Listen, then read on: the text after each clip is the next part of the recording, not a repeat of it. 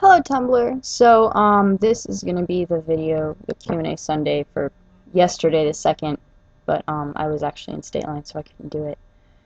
And this one's gonna be kind of short because it's only one person that submitted things, but they submitted some pretty good questions. I kind of look like shit today because I didn't bother trying.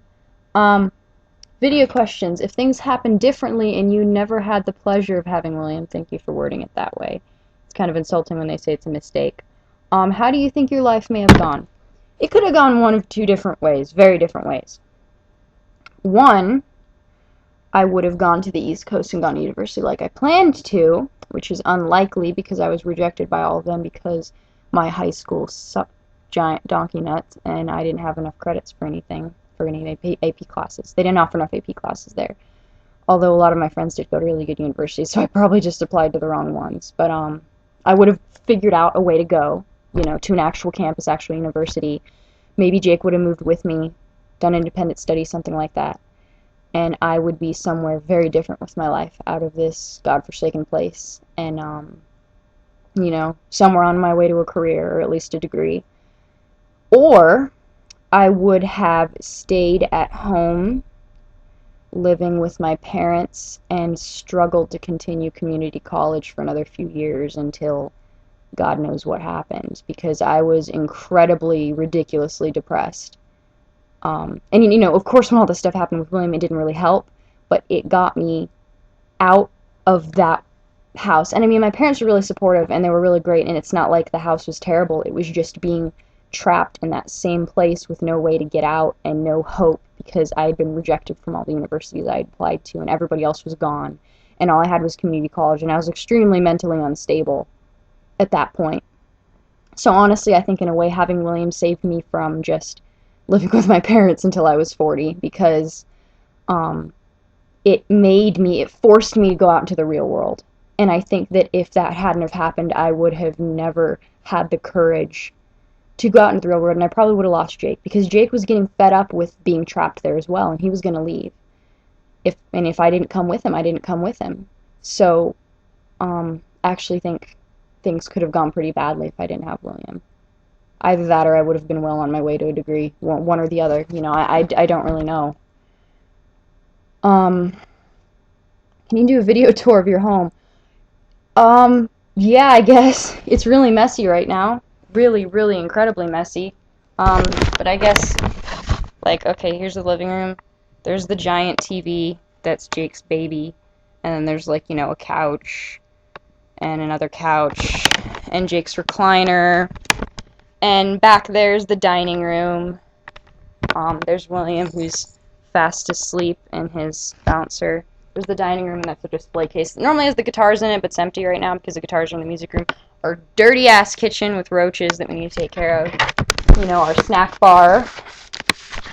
This is our wet bar that has all sorts of liquor and an old fish tank and some hookahs. We have our patio out here, a sliding glass door. This is like a little mini office. What else? Let me move the baby gate. Our bedroom is really dirty right now, so you can't really judge me on that. It's incredibly dirty because I tore it apart to look for clothes to pack. So there's our bedroom. Dirty as hell. There's me. Hi. Bathroom, again, dirty as hell. Tore apart clothes in the closet to get William's clothes. Again, hi. Bathroom. Our bedroom's actually pretty cool. I love the bedroom. Laundry room. Filled with all sorts of shit. It's kind of a storage room right now.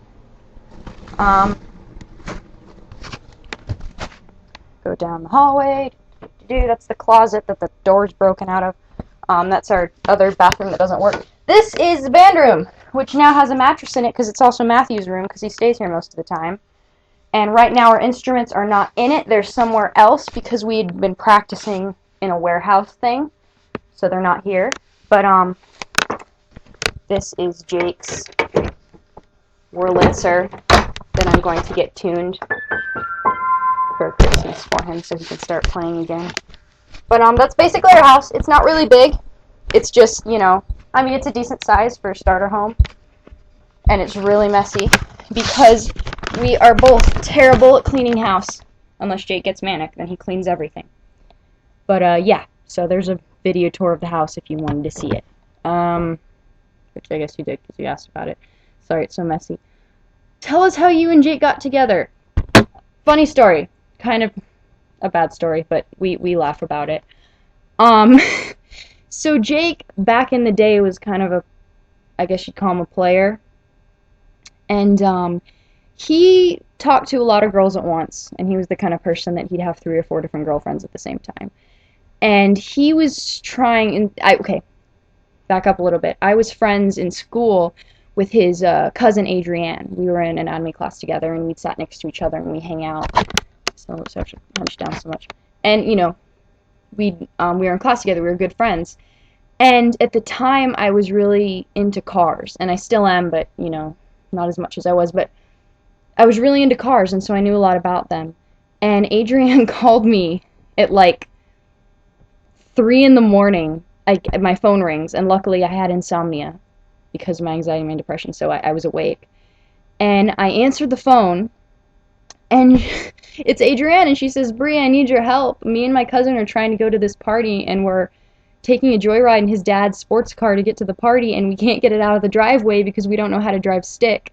And it doesn't have the diagram on the knob because it's a custom knob." And so I'm sitting here. She's like, "We have the engine flooded out. Can I give the phone to my cousin, and you can tell him how to shift it?" And so I'm sitting here trying to talk Jake through a, you know, H-shape, you know, gear shift over the phone.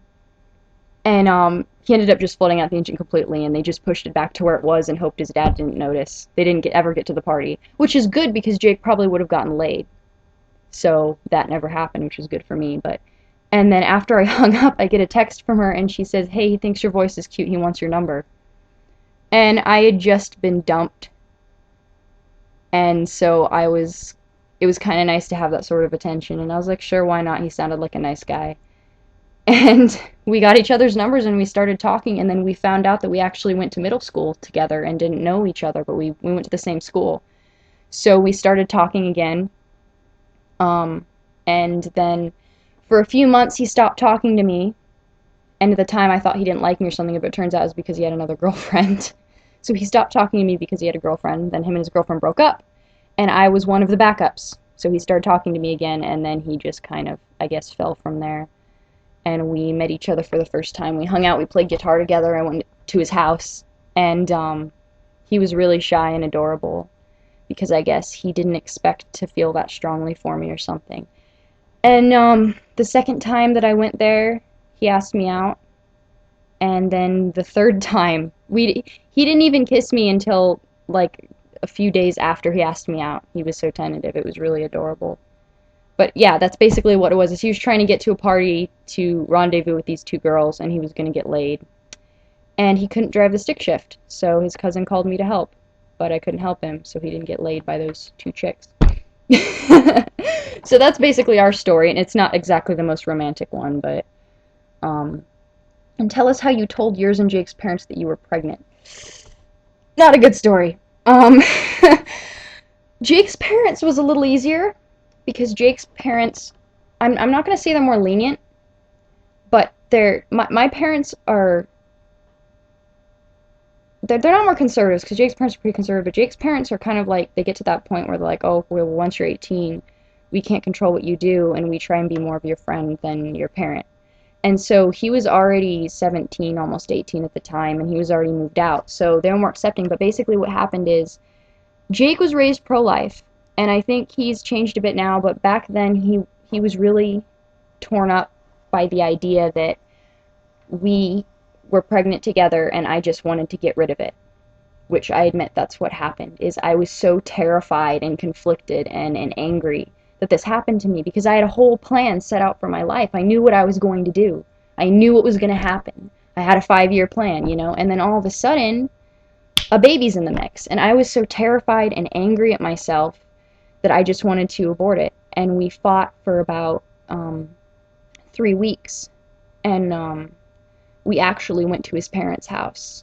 I don't remember why, to visit or something, and he and I got in a fight over that subject again, and he told me, we basically broke up because we said, you know, we have different opinions on this, and we broke up. And I was up in the loft in one of the rooms in the house crying. And he went out to his parents and he said, "We need to call Bree's parents to come pick her up and take her home." And, then his parents knew that there was problems between us, and they asked what was going on. And I guess his mom just knew, and she said, "Did you get her pregnant?" And he said, "Yeah." And they were just okay with that, and they were accepting with it because they'd been there, because his mom got pregnant at 17. And I guess I was crying so hard, because, at the time I already loved him, and I thought I had just lost him forever. And I was crying so hard that his mother heard me from outside the house. And she came up the stairs and she started to hug me and tell me it's going to be okay, and she knew what was happening and that Jake really loved me very much, but he felt like he couldn't handle not having, the entire situation. He couldn't handle the situation. And I broke down because at that point I realized that with all that happening, I was losing not only the love of my life, but I would be throwing away possibly the only, not throwing away, I'm not saying that abortion is throwing away, but at that point in my mind, I felt like I was throwing away the perhaps only opportunity I would have to have a child, because my mother has a lot of reproductive issues. So, to me, my whole world was crashing down. I felt like I was losing Jake, and I was going to lose my baby, and I couldn't handle that. I couldn't handle losing both of those at once. So, I made the decision then and there that I wanted to keep the baby. And, Jake came running up the stairs to the loft, and he just tackled me and he held me and he started crying and saying that he was so happy that I was going to keep the baby and that he was going to support me and help me through it, and that he was so glad that, he was going to be able to have a baby with the love of his life. And that's how his parents found out, basically, that whole ordeal. And obviously we got back together. So we were actually broken up for 5 minutes. So my parents was a little more difficult, because my parents were a little more strict when it came to schooling and image, because my family has a reputation in town. And so we decided that what we were going to do was invite them over for a family dinner at Jake's parents' house and have both of the sets of parents get together. And we were going to announce that we were getting engaged and that we were pregnant. And we were going to get engaged anyways, before the pregnancy happened. It's just we were trying to find the right time to tell everybody and to make it official, because we knew that we'd only been together for not that long, 1.5 years or something at that point, and we knew people weren't going to take it well, even though we knew we loved each other. So we were trying to find the right time and decide together on the right time. And then when this happened, we basically just went, well, fuck it. I mean, we're going to get married anyways. We might as well put the engagement out there now. So we announced that we were engaged, and then after that, we announced that I was pregnant, and all hell broke loose. And my dad freaked out. My mom started to freak out, and then she stopped. And then she told me that she wasn't angry with me. The only thing that made her angry was that I had to go so long without being able to tell her and being terrified to tell them, and that she was there to support us. And that was good. But then the real shitstorm didn't happen until the next day, because my parents' house, because they're holding, and that wasn't me, this leather chair. My parents are holding, their house is full of stuff from other family members, so the house is really cluttered, and it's kind of cramped, and they have a lot of cats. And I don't know if you know this about pregnancies, but you're not allowed to be around, like, cat urine or anything while you're pregnant, or cat, feces, because it's really unhealthy, because there's viruses and stuff and bacteria, specifically in cat feces, that if you get exposed to while you're pregnant and you get sick with it, it'll abort your child, basically. You'll miscarry. And so Jake was really incredibly worried about that. And so he said, well, we're adults now. Let's try and just sit down with your parents and have a discussion about, if we do live here, see if we can agree on certain things, like, moving the cats somewhere else. Like, for instance, they have this back patio that's halfway closed off, so if we could work with them to close off the rest of it, then all the cat litter boxes and stuff could go there, and we wouldn't have to worry about me being around it and losing the baby. And what we did was we wrote down a list, more for us, like a little list for us to look at to remind us what we were going to talk about. But my mom was really impatient, and instead of trying to listen to us, she just grabbed the paper, and it looked the way we written it, because it was just short reminders, it looked blunt and it looked like a list of demands. And she got really pissed off and she started screaming at Jake. And he knew that he had overstayed his welcome, so he said, "I'm going to leave," and he packed his stuff and he left. And he thought that I wasn't going to come with him. And I knew at that point that, you know, my parents were upset and they were angry and they needed to calm down, and I needed to go with him and be with him because he needed me and I needed to be with him at that point. I was too stressed out to be separated from him, so I went with him. And my parents got really angry, obviously, and we ended up living for about half my pregnancy in Newberry with Jake's parents, which sucked because it's like nothing out there. It's the middle of nowhere. But we eventually got over all that stuff, and now it's all right. But at the time, it was probably, I'd say, the worst point of our relationship and the worst point of our relationship with my family, because everybody was at a standstill. And there was a lot of conflict, and everybody hated everybody. There's a lot of resentment. But yeah, I mean, that's how we told my parents, as we sat down at a dinner, and it was just really bad, really, really bad. And I wasn't expecting it to go any better than that, but I didn't think that they'd blow up on him the next day. So that's basically what happened. But yeah, so this is this week's video. It's kind of hopefully shorter than the last one. I think I still rambled a lot, but bye.